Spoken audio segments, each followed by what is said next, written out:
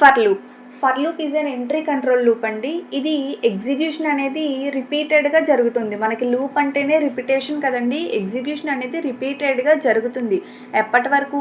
Condition అనేది satisfy అయ్యే వరకు. అంటే కండిషన్ అనేది ట్రూ ఎప్పటి వరకు అవుతుందో అప్పటి వరకు కూడా లూప్ అనేది రిపీట్ అవుతూ ఉంటుంది. ఇఫ్ ఇన్ కేస్ కండిషన్ అనేది ఫాల్స్ అయ్యింది అంటే మనకి లూప్ అనేది ఎగ్జిక్యూషన్ ఆగిపోతుంది అన్నమాట. ఇలా మనకి ఫర్ లూప్ అనేది జరుగుతుంది. సింటెక్స్ చూసినట్టయితే ఫర్ అని చెప్పి ఇనిషియలైజేషన్, అంటే మనం ఇనిషియల్ వాల్యూ ఇస్తాము, ఏదైతే ఇనిషియలైజేషన్ చేసుకుంటామో అది. నెక్స్ట్ కండిషన్ ఇస్తాం, ఎప్పటి వరకు లూప్ అనేది మనకి ఎగ్జిక్యూట్ అవ్వాలి అనే దాని మీద బేస్ చేసుకుని కండిషన్ ఇస్తాము. Updation means increment are decrement అనేది ఇస్తామన్నమాట.